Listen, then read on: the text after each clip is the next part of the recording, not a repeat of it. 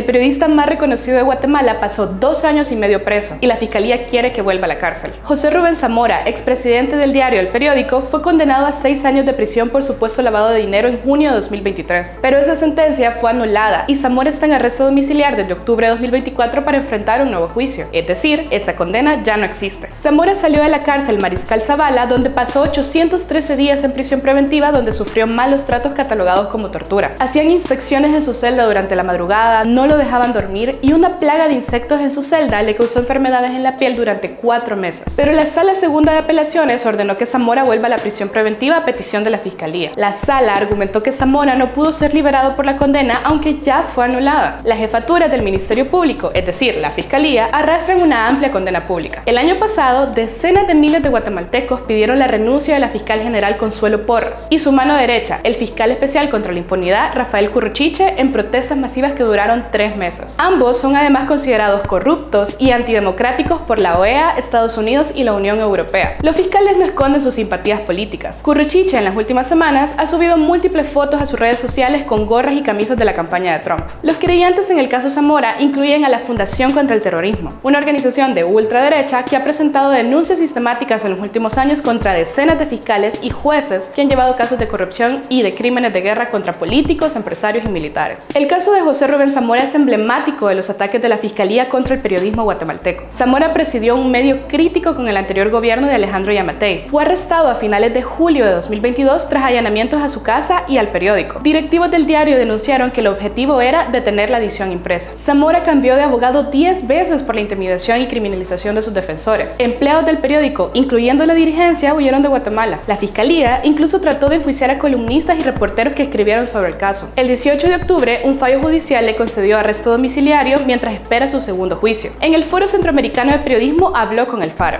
18 agentes con pasamontaña y fusiles que entraron a mi casa por el techo de mi casa sin tocar el timbre, llegaron a la universidad donde daba clases a capturarlo, a conducirlo. Y gracias a Dios ya se había ido de Guate.